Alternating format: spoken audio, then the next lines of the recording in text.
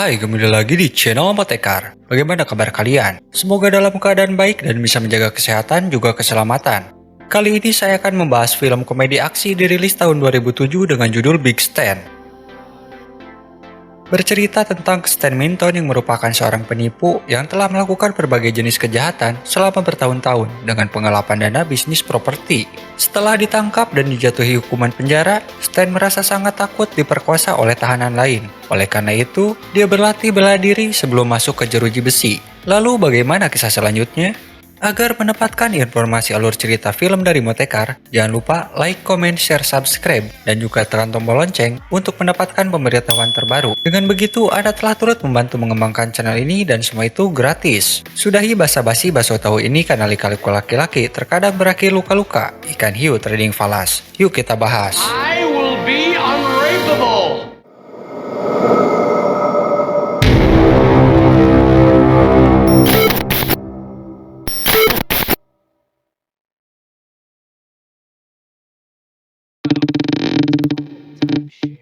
Berawal dari kisah Stan Minton, pebisnis properti sukses dalam menipu calon pembeli, sedang melakukan negosiasi dengan Nyonya Derby, seorang STW, istilah lain setengah tua. Tapi ketika sedang asik mempromosikan penjualan, dan hampir saja STW tersebut menandatangani berkas, beberapa polisi datang dan menggiring Stan ke pengadilan. Will the please rise? How do you find the defendant?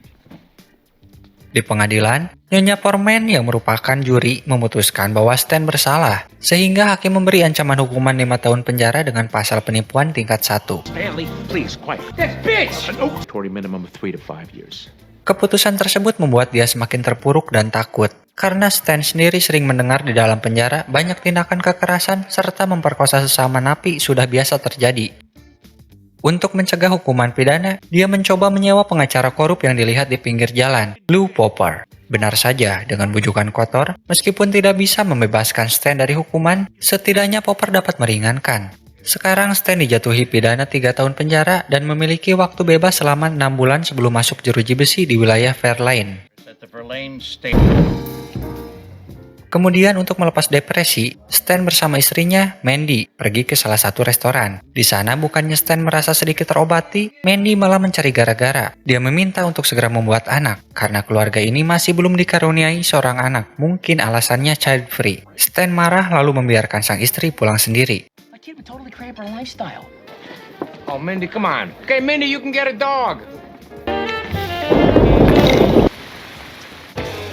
Setelah itu, Stan pergi ke salah satu bar. Di sana dia menemukan kumpulan geng. Lalu bertemulah dengan seorang pria yang pernah dipenjara. Stan juga diberi informasi tentang keras kehidupan saat menjadi napi, seperti tindakan pemerkosaan, dan banyak orang menjadi homo ketika keluar dari penjara. This is a gay bar. Kemudian pria tersebut juga memberi saran, jika tidak ingin diperkosa, Stan harus memiliki kemampuan bela diri dan memiliki banyak tato bahkan di tempat tersembunyi. Say I'm open for business. Stan? Mendengar hal tersebut, Stan pulang sambil menangis. Keesokan harinya, Mandy memberi semangat sang suami agar dapat menemukan peluang tidak terjadi hal yang tidak diinginkan. Merasa termotivasi oleh kata-kata dari sang istri, Stan mencoba berbagai hal untuk mempersiapkan mental sebelum masuk penjara. I will be unrapeable. Dia membeli suplemen penambah massa otot instan, membaca buku pengetahuan seksualiti, membuat tato di area intim, dan pergi ke tempat bela diri pelatihan karate karena Stan sadar bahwa dirinya tidak memiliki kemampuan apapun selain menipu. Tapi saat berlatih, dia merasa jenuh karena apa yang dipelajari merupakan kemampuan dasar. Baby stuff. Hey, Seymour. Come on, more. Pada akhirnya, untuk menguji Stan naik ke peringkat lebih tinggi, Master Chow memutuskan Stan untuk berduel dengan murid lain. Tapi karena ketidaksabarannya ini membuat Stan kalah telak, padahal lawan sama-sama pemula. Bukan terus berlatih, Stan malah membalas lawan hingga Master Chow sendiri mengusir dia dari tempat latihan. Can forget about your refund. Di tengah kegalauan, Stan melihat sosok aura kegelapan yang pamer ilmu kebal, lalu dia berkenalan. Sebut saja The Master. Seorang ahli bela diri campuran, serta dia juga perokok berat dan dimintai mengajari Stan bela diri. Ketika makan bersama, The Master membuat pertunjukan dengan memanggang tangannya. Mandy merasa ketakutan, tapi berbeda dengan Stan yang takjub oleh aksi dari The Master. I forgot it was there. Lalu meyakinkan istrinya bahwa orang ini akan mengajarkan berbagai ilmu sebagai bekal ketika Stan di penjara.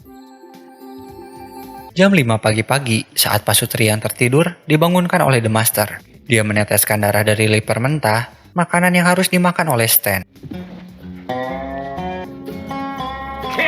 Tidak hanya itu, Mandy juga membantu membuat makan siang sang suami dari jeroan hewan. Don't ever get to eat anything that tastes good. Alasan kenapa harus memakan makanan seperti ini, The Master menjelaskan bahwa ketika di penjara, Stan tidak akan pernah mendapatkan makanan yang enak, jadi sekarang waktu yang tepat untuk simulasi. I learned that in health class in 3rd grade. Tapi Mandy tidak menerima sang suami disiksa. Dia berdebat dengan The Master.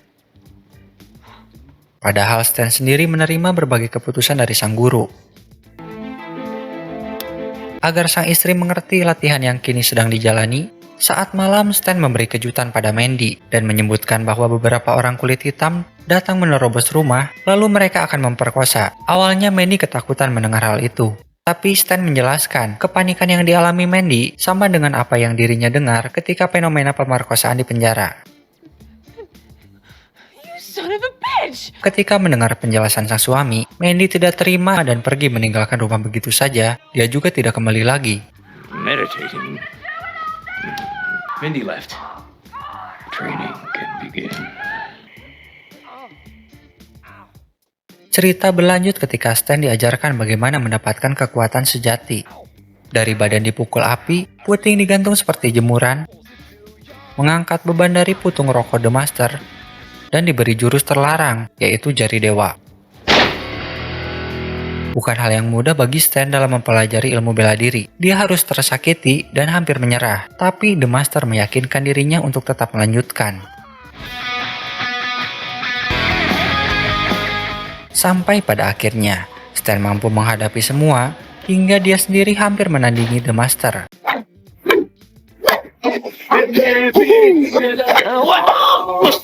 Celebrate too early. Setelah menguasai ilmu bela diri, The Master, Stan juga Lou Popper makan bersama. Stan juga pamer ilmu kebal api, ilmu dari sang guru. Kemudian The Master menjelaskan pada mereka bahwa dia menahan panas api akibat sering merokok, sehingga merusak sirkulasi darahnya dan membuat mati rasa. Here's to... Who's number one? The Master juga memberitahu bahwa dia memiliki seorang murid yang menurutnya nomor 1, dan mungkin jika Stan bertemu dengannya, dia akan mengalahkan Stan. That guy. Here's to number two. Sebelum mengakhiri pertemuan, The Master memberi ujian akhir, yaitu melakukan aksi balas dendam terhadap Master Cho yang telah merendahkan Stan. Mereka pun bergegas ke tempat Master Cho. Hello, Cho. Saat sampai di tempat, tanpa basa-basi, pertarungan sengit terjadi.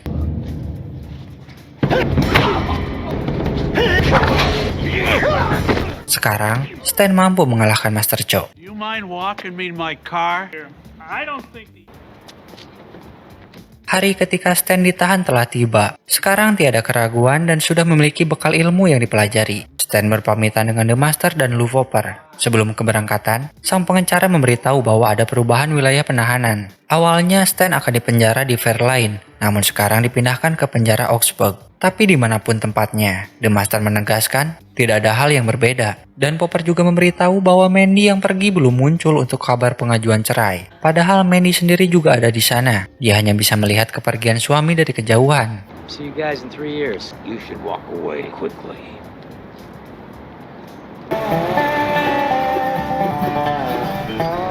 Really? Ain't you got a name? Saat di perjalanan menuju penjara, kesan pertama yang Stan perlihatkan adalah perlakuan kejam pada napi lain yang mengganggu dirinya dengan maksud agar tak ada yang mau dekat dengan dia. For reasons beyond what Francis Geske merupakan kepala penjara menyambut tahanan ketika mereka sampai. Di sana dia menjelaskan tidak ada aturan yang ketat untuk para napi. Mereka bebas melakukan apapun, tapi hanya satu aturan saja. Jangan pernah untuk berdiri dan kencing di kebun stroberi. Kemudian para napi digiring untuk mendapatkan kamar masing-masing.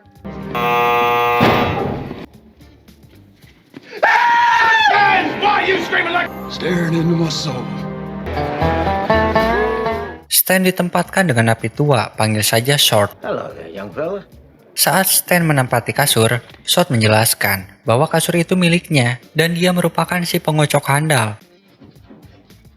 Sontak saja, Stan pun pindah kasur. Thanks, buddy. I think we're... Shorts, that's your bunk. Man, as well, there's a lot of... Ketika berkeliling, Short memberitahu penjahat kejam yang berkuasa di penjara dengan beberapa kandidat. Juanito sebagai ketua geng Meksiko, Cleon ketua dari geng hitam Diamond Kings, sekelompok orang Nazi dengan mental patungan dengan ketuanya Peterson. Short juga menyarankan agar tidak dekat dengan para Scientology karena mereka itu psikopat. Dan yang terakhir, si predator pemerkosa napi terkejam Big Raymond. You think I want money?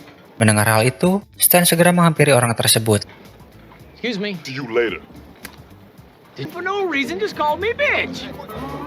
Meskipun lebih tinggi dan besar, Stan malah mengajak Big Raymond berkelahi. Padahal ketika itu Raymond sedang menggoda napi lain yang bernama Robbie. It's not like I... Now, was that nice? It's not like I... Dari sini kita bisa melihat kemampuan dari Stan. Secara singkat, Raymond dengan mudah dikalahkan.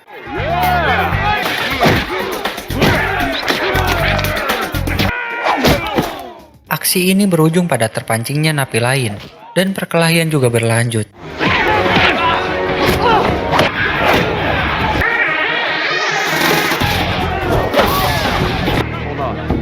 See what happens. Namun semua kandidat yang berkuasa di penjara runtuh oleh Stan, seorang napi baru dengan keahlian bela diri. Tidak ada pemisahan, semua penjaga bahkan kepala sipir penjara juga malah asik menonton. We should have killed him. Kemudian kepala penjara menginginkan Stan menghadap ke kantor. Ketika Stan sedang membuat alat bela diri yang terbuat dari sabun dan tali sepatu, Bulward selaku penjaga tahanan memanggil Stan untuk segera menemui kepala penjara. Di sana, Stan disambut hangat dengan cerutu dan segelas minuman.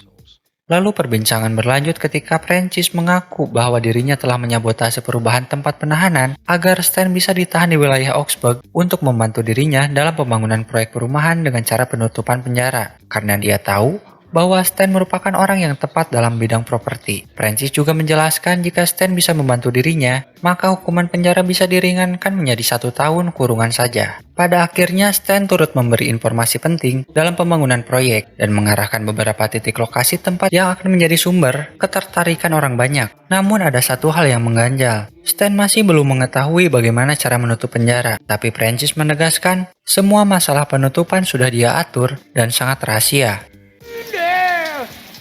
Ketika Stan sedang mandi, Peterson datang untuk balas dendam dengan menyerang dari belakang menggunakan sajam. Sebuah luka gores mengenai tubuh Stan. Stan tidak diam saja, dia sudah siap dengan alat yang terbuat dari sabun, lalu memukul Peterson hingga pingsan.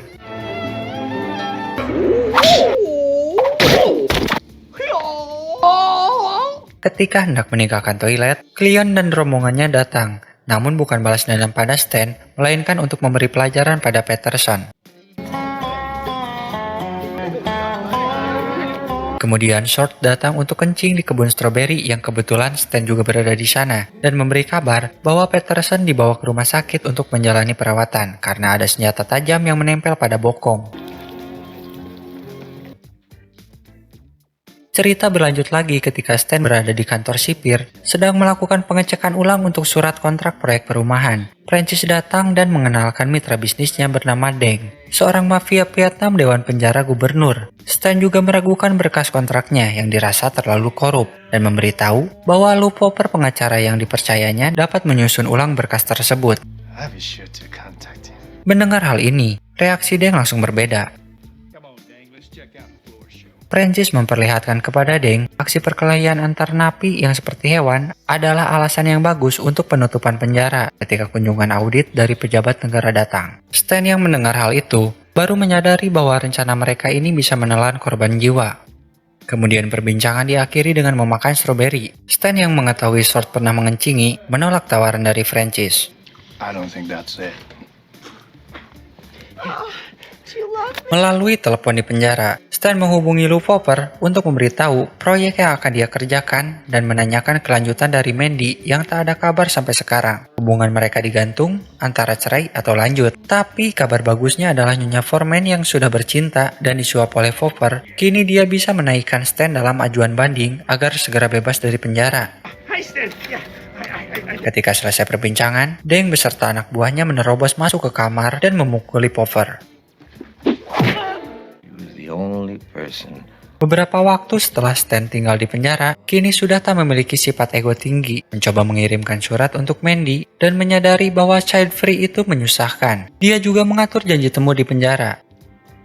Surat yang dikirimkan sampai pada tangan Mandy, tapi di rumah tersebut ada The Master yang merangkulnya. Now I know all of you want to get back. Cerita kembali berlanjut ketika Stan mengumpulkan napi di lapangan untuk memberikan arahan tentang perubahan sikap buruk ke arah yang lebih positif, seperti melakukan tarian.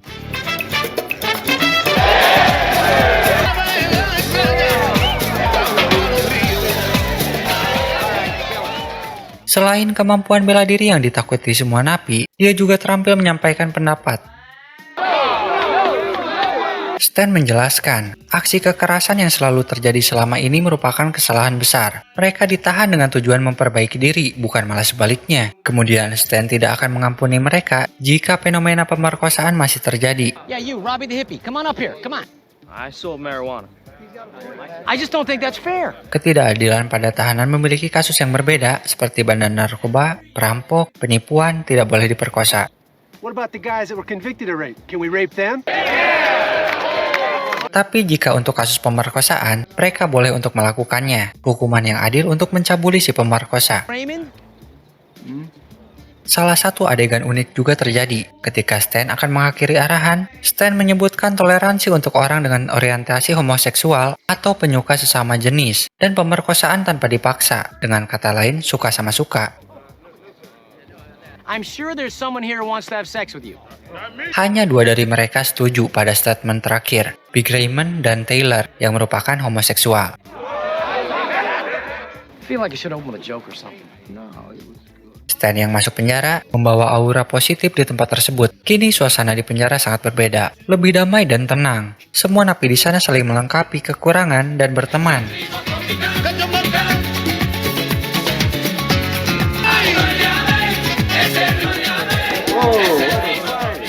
Bukannya merasa senang dengan suasana tentram, Francis malah sebaliknya. Dia tidak menyukai napi dengan sikap seperti ini karena bisa merubah segala rencana yang ia buat, dan bisa saja proyek perumahan tidak akan terjadi jika penjara masih dihuni tahanan.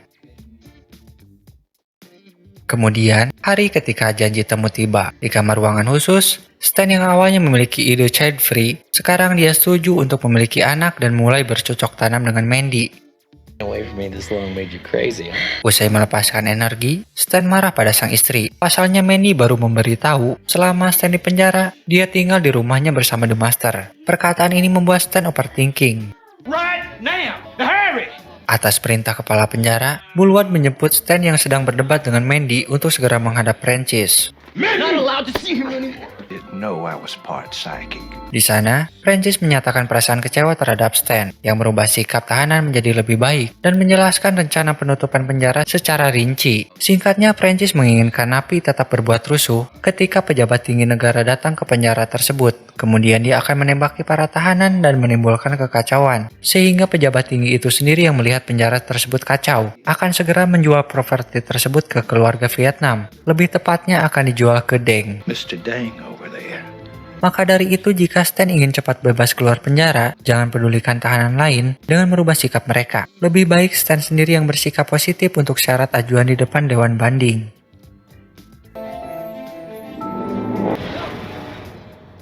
Stan selalu ingat dengan perkataan Mandy tentang The Master yang tinggal bersama di rumahnya, membuat dia kembali menyetujui kesepakatan dengan Francis untuk segera keluar penjara. Perubahan kelakuan ini diperlihatkan ketika Robbie mendekati Stan saat jam makan. Robbie dimaki dan diusir olehnya. Stan juga menegaskan bahwa sekarang semua tahanan bebas melakukan apa saja karena dia sudah tidak peduli lagi dengan mereka. Yes. We're gonna need to shave. Short heran dengan perubahan drastis ketika dia akan meninggalkannya. Stan meraih tangan Short lalu memberitahu rencana yang harus dilakukan Short. most hardened offenders due to Stan's exemplary behavior. Hari kunjungan pejabat tinggi dan juri banding tiba. Ketika dia sedang diinterogasi oleh petugas, Stan malah mengingat kejadian selama di penjara ketika damai dan berteman bersama napi lainnya, membuat keinginan cepat bebas pun hilang. Dia berbicara kotor pada petugas sehingga dia tidak jadi dibebaskan. Pada akhirnya, dia pun digiring lagi ke kamar tahanan. The Master dan Mandy mengetahui Stan akan bebas, mereka menunggu untuk menjemput. Sedikit kesalahpahaman Stan pada perkataan Mandy sebelumnya, ternyata The Master menjelaskan bahwa dia memiliki penyakit impoten yang berakibat si Otong tidak bisa berdiri atau loyo. Jadi mana mungkin untuk mengusik Mandy ketika Stan di penjara. Mendengar hal tersebut, Stan senang dan berpamitan dengan mereka berdua untuk segera berlari ke arah para napi dalam menggagalkan rencana dari Francis. Tapi aksinya ini dicegat oleh Deng. Sedikit perbincangan membuka fakta bahwa Deng merupakan murid nomor 1 yang The Master ucapkan. Mereka berkelahi beradu kekuatan. Meski berlatih bela diri di guru yang sama, Deng lebih unggul daripada Stan. Tapi kekurangan Deng hanya satu, dia tidak memiliki jurus pamungkas. Ketika Stan menemukan celah untuk menyerang, dia langsung menggunakan jurus jari dewa. Somebody didn't strengthen their titties. Pada akhirnya, Deng bisa dikalahkan. Lalu Stan segera melanjutkan memperingatkan para tahanan. Di sisi lain, Sword yang sebelumnya sudah mendengar rencana Stan dan memberi arahan untuk para napi, sekarang mereka berkumpul di lapangan dengan membawa senjata tajam. Pejabat negara dan Prancis yang juga berada di tempat itu melihat mereka. Awalnya Francis mengira aksi dari rencana akan berhasil, tapi ketika siaga dengan memerintah penjaga untuk siap menembak, dan kebetulan Stan yang baru sampai di tempat tersebut,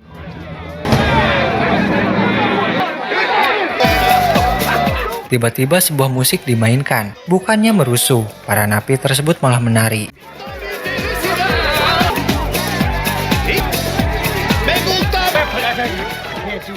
Kemudian Stan memberi saran pada Francis untuk segera mengakhiri rencana buruk, tapi Francis tidak menerima kenyataan lalu mengambil senjata api dan menembaki para tahanan tersebut. Aksinya ini dilihat oleh pejabat negara, membuat Francis akan dijerat hukuman. Kecewa oleh tindakan Stan, Francis menodongkan senjata padanya, tapi tiba-tiba The Master dan Mandy menyelamatkan Stan. Ternyata perkataan Mandy tentang menjaga dirinya itu bukan isu perselingkuhan, melainkan The Master mengajarinya bela diri. Di akhir kisah, setelah 3 tahun lama masa tahanan, Stan bebas dari penjara, kemudian berpamitan dengan napi lainnya. Perubahan yang terjadi membuat tempat tersebut semakin baik untuk merubah sikap seseorang. Okay, everybody. Bullward sekarang diangkat menjadi kepala penjara. Peterson sudah tidak memiliki dendam dan berbaikan dengan Stan. Dia juga membuat tato wajah Stan di perutnya. Lou Poppert sekarang ditahan karena kasus pengacara korup. Sedangkan Francis, dia juga menjadi tahanan karena segala aksi yang telah dilakukan.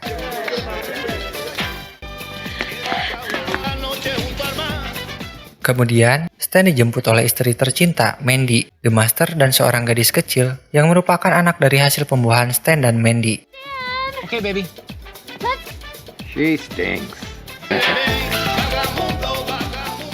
Bagaimana film ini menurut kalian? Menurut saya, film ini mengambil tema tentang kekerasan di dalam penjara dan bagaimana seorang pria yang tidak memiliki kemampuan bertarung dan membela hak-haknya. Selain itu, film ini juga menyajikan adegan-adegan komedi yang menghibur. Jadi, film ini layak untuk ditonton.